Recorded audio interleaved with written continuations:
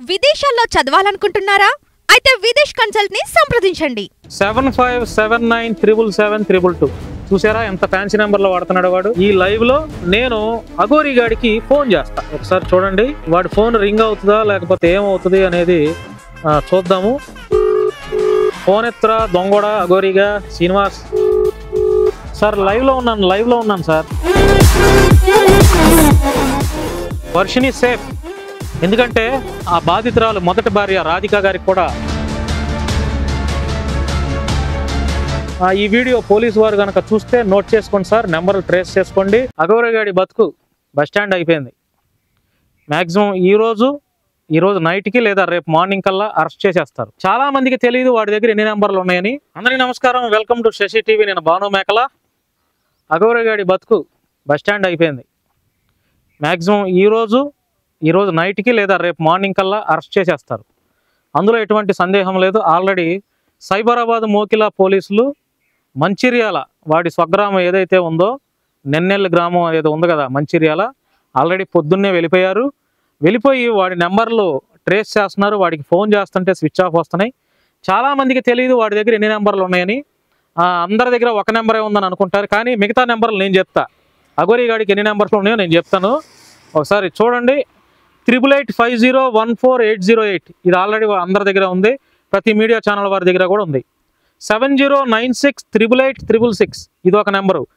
9993999482 7579777722 చూసారా ఎంత ఫ్యాన్సీ నెంబర్లో వాడుతున్నాడు వాడు. నాకు కూడా లేదండి, నాదేదో డబ్బా నెంబర్ వాడుతున్నాను నేను. వాడు అంత ఫ్యాన్సీ నెంబర్లో మళ్ళీ ఒకసారి చెప్తా. 88501488 7096888866 9993999482 7579777722 ఈ 4 నెంబర్లు ఫ్యాన్సీ నెంబర్లే. ఈ 4 నెంబర్లు మీరందరూ నోట్ చేసుకోండి, పోలీసు వారికి కూడా అందజేయండి. ఈ వీడియో పోలీసు వారు కనుక చూస్తే నోట్ చేసుకోండి సార్, నెంబర్లు ట్రేస్ చేసుకోండి. నాకు అందినటువంటి సమాచారం మేరకు మ్యాక్సిమం ఈ నైట్కి లేదా రేపు మార్నింగ్ కల్లా ఈ దొంగ అఘోరీ శ్రీనివాస్ గారిని పోలీసు వారు అరెస్ట్ చేసేస్తున్నారు. అంతేకాకుండా ఫస్ట్ భార్య కూడా వచ్చి కంప్లైంట్ ఇచ్చింది. వర్షిని మీద ఇప్పటికే వర్షిని ట్రాప్ చేసి ఎత్తుకెళ్ళాడని చెప్పి తల్లిదండ్రులు ఆల్రెడీ మంగళగిరి పోలీస్ స్టేషన్లో గతంలోనే ఫిర్యాదు చేశారు. సామాజిక బాధ్యతతో ప్రజలకు ఇబ్బంది కలుగుతుంది, దేవుడి పేరుతో వీడు మోసాలు చేస్తున్నాడు అని చెప్పి, అమ్మాయిలను లోపరుచుకొని వీడు చీటింగ్ చేస్తున్నాడు అని చెప్పి నేను కూడా మంగళగిరి పోలీస్ స్టేషన్లో ఆల్రెడీ నేను కూడా ఒక జర్నలిస్ట్గా కంప్లైంట్ ఇచ్చాను. ఇంకా వీడి బాధితులు ఒక్కొక్కళ్ళు వెలుగులోకి వచ్చే అవకాశం అయితే ఉంది. మరోపక్క శివరుద్ర స్వామి గారు కూడా చాలా గట్టిగా ఫైట్ చేస్తున్నారు. తెలంగాణలో హిందూ మత గురువులు కూడా ధర్నా చేస్తున్నట్టుగా మనకి చూస్తుంది. ఏదైతే గత 10 నెలల కాలం నుంచి వాడు సంపాదించుకున్నటువంటి దొంగదారిలో సంపాదించుకున్నటువంటి అఘోరీ అనే పేరు ఏదైతే ఉందో అది ఈరోజు రేపటితో కొలాప్స్, టోటల్ కొలాప్స్. పెళ్లి చేసుకోవటం ఏంటండి, పెళ్లి చేసుకొని 2 ఆడపిల్లలు పెళ్లి చేసుకోవటం ఏంటి? వాడు ఆడవేషంలో ఉన్నాడు కదా, సర్జరీ చేయించుకొని వాడు శారీ కట్టుకొని పెళ్లి చేసుకున్నాడు, అమ్మాయికి కూడా శారీ కట్టాడు. ఏం పెళ్లి చేసుకుని 2 అమ్మాయిలు పెళ్లి చేసుకోవచ్చా అని గతంలో వాడు కూడా డైలాగ్ వేసాడు కదా. ఇప్పుడు ఈ లైవ్లో నేను అఘోరీ గాడికి ఫోన్ చేస్తా, ఒకసారి చూడండి. వాడి ఫోన్ రింగ్ అవుతుందా లేకపోతే ఏమవుతుంది అనేది చూద్దాము. ఒక్కసారి ఎంత దారుణంగా తయారయ్యాడు వీడు, ఎంత దారుణంగా తయారయ్యాడు. ఆడవాళ్ళని మోసం చేసుకుంటా మళ్ళీ డబ్బులు ఇచ్చిన ఆడవాళ్ళ మీద వీడు నిందలు వేస్తాడా. రింగ్ అవుతుంది. ఫోన్ ఎత్తురా దొంగోడా అఘోరీగా. శ్రీనివాస్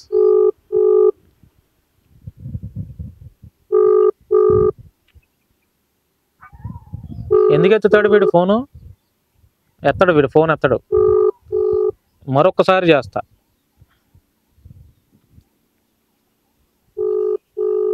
ఎత్తట్లేదు. ఇంకొక నెంబర్కి ట్రై చేస్తా. నా దగ్గర ఉన్నటువంటి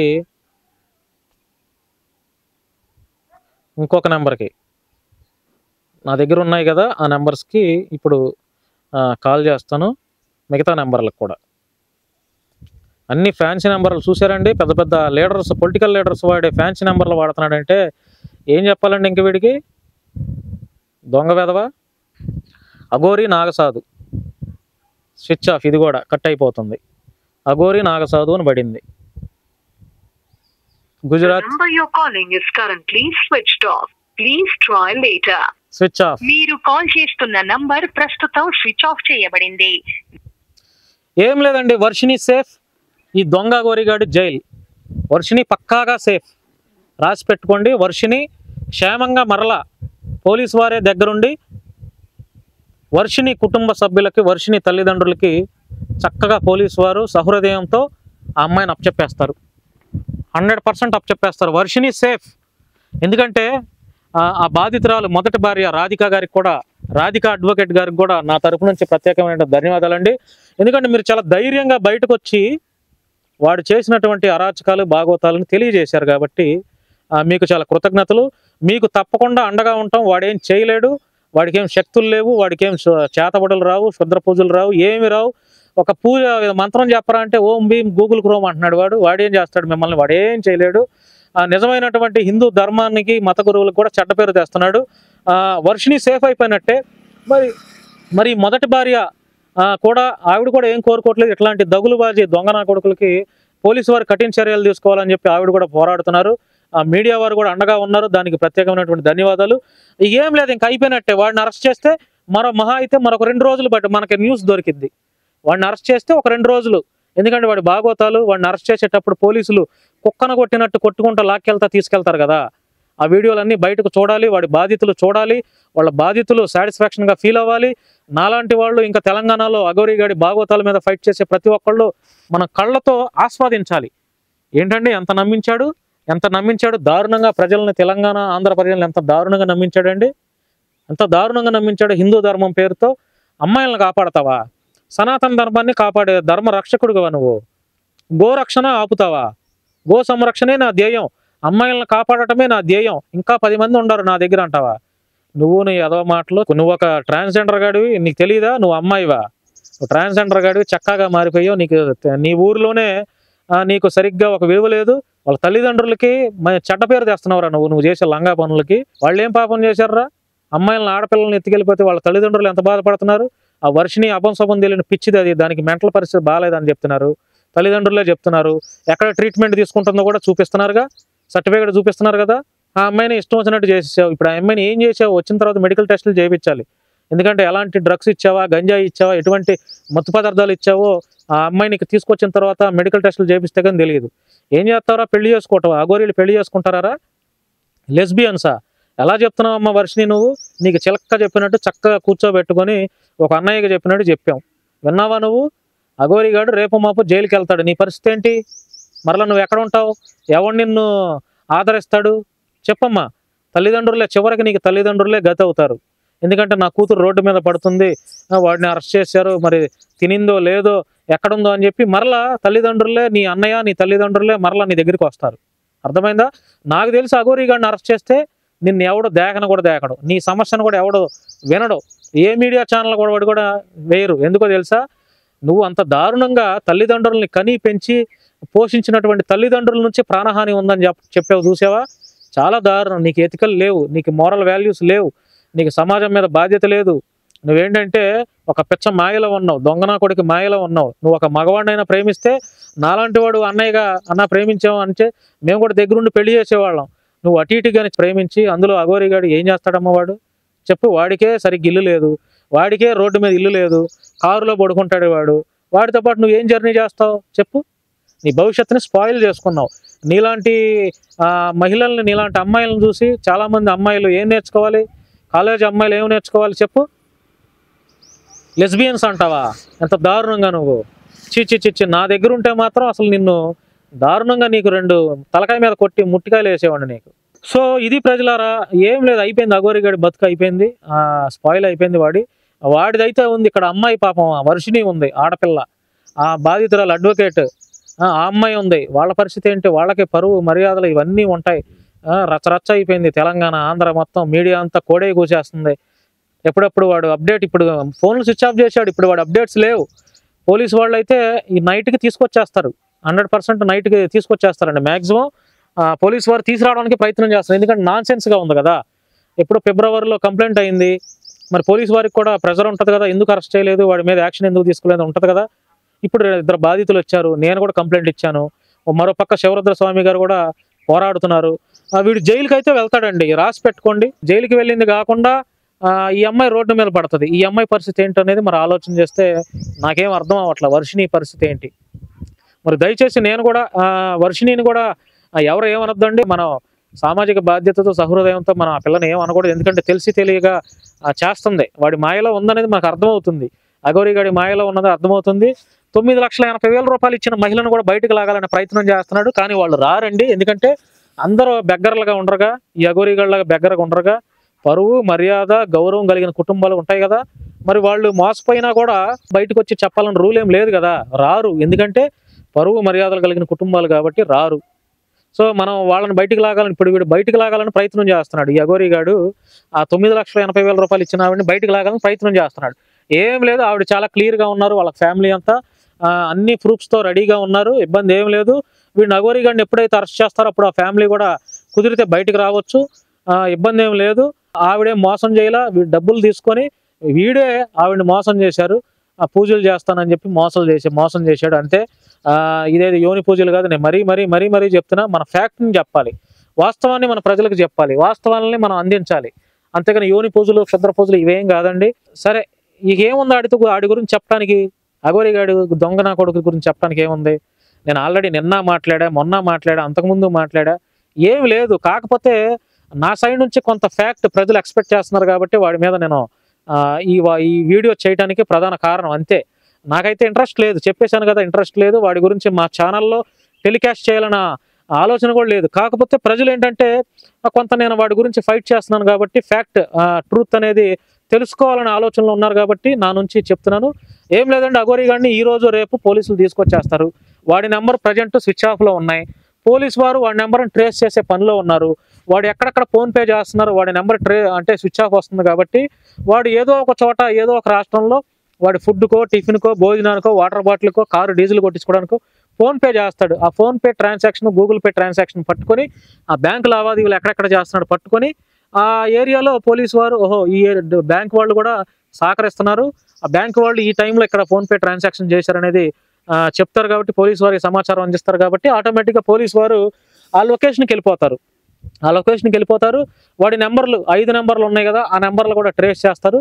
ఎలా అయినా సరే ఈ నైట్కి పట్టుకొచ్చేస్తారు, లేదంటే రేపు మార్నింగ్ అవుతుంది, ఇంకా లేదంటే రేపు ఈవినింగ్ అంతే. పోలీసు వారు అయితే చక్కగా వారు చేయాల్సిన పని చట్ట ప్రకారం ఏవైతే చేయాలో, ఎలా అయితే చేయాలో వాళ్ళు అయితే చేస్తున్నారు. ముమ్మరంగా గాలిస్తున్నారు. ఆల్రెడీ ఈరోజు మార్నింగే వాళ్ళ ఇంటికి వెళ్ళారు. అక్కడ వాళ్ళ అమ్మగారు వాళ్ళు వాళ్ళంతా ఫోన్ చేసినా కూడా స్విచ్ ఆఫ్ వస్తుంది. సో పోలీసు వారు వెనుదిరిగారు. ఇప్పుడు వాడిని పట్టుకొచ్చే పనిలోనే ఉన్నారు. ఎందుకంటే నాన్ సెన్స్గా ఉందండి, ప్రజలందరికీ నాన్ సెన్స్గా ఉంది. తెలంగాణ ముఖ్యమంత్రి గారిని కూడా వాడు ఏకవచనంతో మాట్లాడాడు, పోలీసు వారిని ఏకవచనంతో మాట్లాడాడు, ఎవరిని పడితే వాళ్ళు ఏకవచనంతో మాట్లాడుతున్నాడు.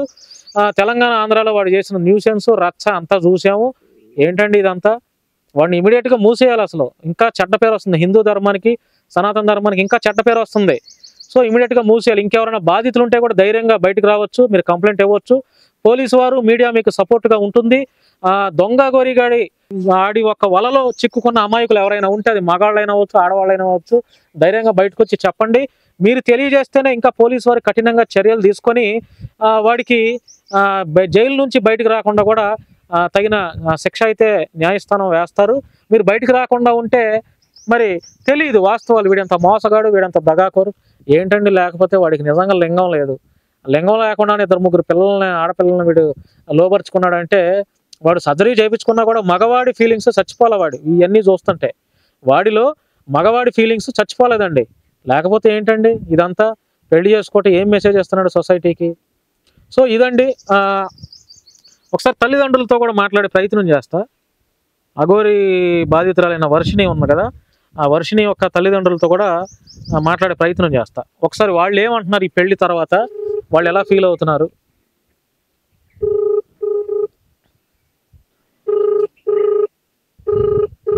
ఆ వర్షిణి అన్నయ్య హర్షకి ఫోన్ చేస్తున్నాను.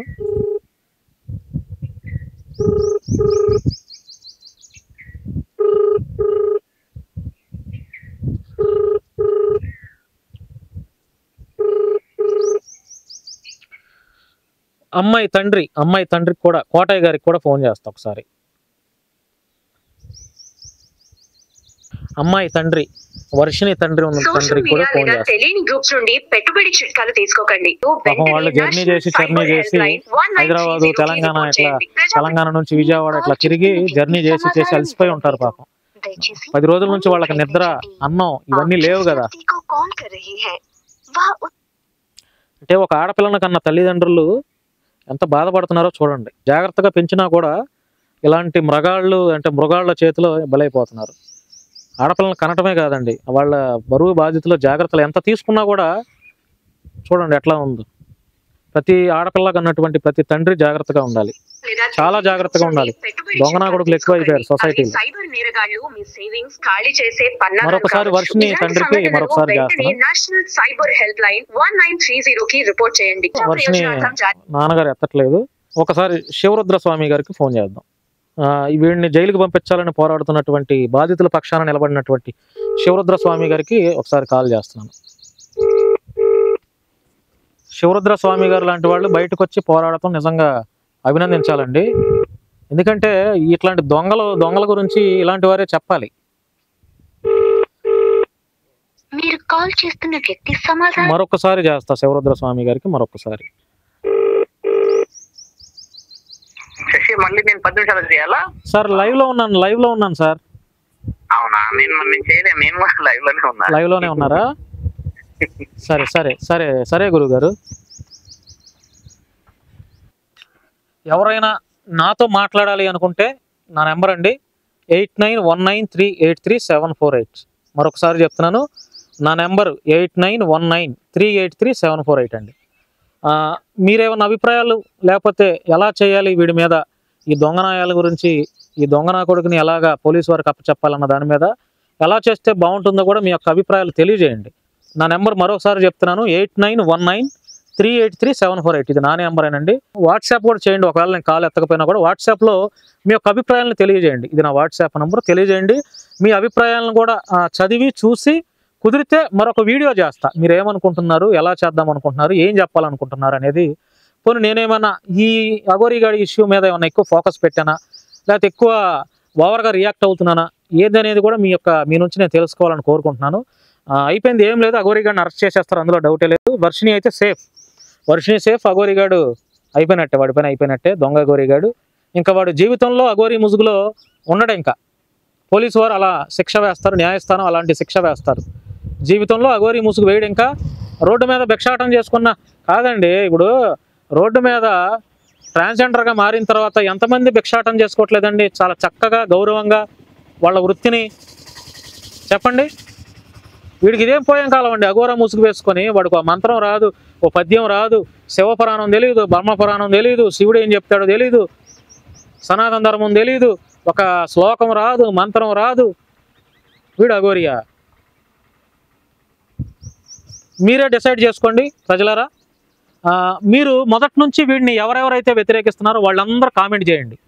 మొదటి నుంచి వీడి వేషాలు, వీడి ఇంటర్వ్యూస్, వీడి మాటలు చూసిన వారు మీ యొక్క అభిప్రాయాన్ని, మొదటి నుంచి నేను వీడిని వ్యతిరేకిస్తున్నానండి, నాకు ఎప్పుడో తెలిసి వీడి ఫేక్ అని ఎవరైతే అనుకుంటారో వాళ్ళందరూ కామెంట్ చేయండి. సో వీడిని నమ్మి ఇప్పుడు వీడి నిజస్వరూపాన్ని తెలుసుకున్న వాళ్ళు ఎవరు ఉన్నారో వాళ్ళు కూడా కామెంట్ చేయండి, మీ అభిప్రాయాన్ని తెలియజేయండి. నేను ప్రతి కామెంట్ చూస్తాను. మరలా చెప్తున్నా, నేను చేసే ప్రతి వీడియోకి మీరు ఏదైతే కామెంట్ పెడుతున్నారో ఆ కామెంట్కి రిప్లై ఇచ్చేది నేనే. ఆ కామెంట్ని చూసి ఓహో ప్రజలు ఎలా ఫీల్ అవుతున్నారా, ప్రజలు ఎలా నిర్ణయించుకుంటున్నారా, ప్రజలు ఎట్లా అభిప్రాయపడుతున్నారని నాకంటూ ఒక అభిప్రాయాన్ని నేను వస్తాను. కాబట్టి మీ యొక్క విలువైన అభిప్రాయాన్ని కామెంట్ రూపంలో తెలియజేయండి మిత్రులారా. అయిపోయింది, ఇంకేం లేదు, ఇంకేం మాట్లాడతాను, అంతా చెప్పాల్సిందంతా చెప్పాను, మొత్తం చెప్పేసా. ఓకేనా? Right, thank you. ఇందులో నేను నా వ్యక్తిగతంగా వీడి మీద ఇంత ఫైట్ ఎందుకు చేస్తున్నానంటే ప్రజలకి, అంటే వాడికి నాకు ఏముంటుంది చెప్పండి, నేనేమన్నా అఘోరీనా? కాదుగా. నేను ఒక హ్యూమన్ బీయింగ్, మంచి ఎథికల్గా వాల్యూస్ కలిగినటువంటి వ్యక్తిని నేను. అర్థమైందా? చాలామంది, కొంతమంది కామెంట్స్, మేమర్స్, ట్రోలర్స్ ఏం చెప్తున్నారో తెలుసా? అమ్మా మేము ఇంత స్మార్ట్గా ఉన్నా కూడా మాకు అమ్మాయిలు పడట్లేదు, మాకు పెళ్ళిళ్ళు కావట్లేదు, ఏమీ లేడు, వాడి ముఖం పొద్దున చూస్తే రాత్రి కల్లో గుర్తొస్తాడు, అంత దరిద్రంగా ఉన్నాడు, ఎలకల తెచ్చిన వాసన వస్తుంది, వాడికి అమ్మాయిలు ఎలా పడుతున్నారని చెప్పి సోషల్ మీడియాలో ఒకటే మేమర్స్ ట్రోలింగ్ చేస్తున్నారు. వాస్తవానికి కూడా అసలు అన్నీ బాగున్న అబ్బాయిలకే అమ్మాయిలు కరువు అయిపోయారు. అంటే ఎందుకు కరువు అంటే నేను తప్పుగా అనట్లేదండి. ఈ రోజుల్లో ప్రేమలు ఇవన్నీ మనకు తెలిసింది కదా. చాలామంది అమ్మాయిలు దొరక్క సింగిల్స్గా ఉన్నారు అబ్బాయిలు కొంతమంది.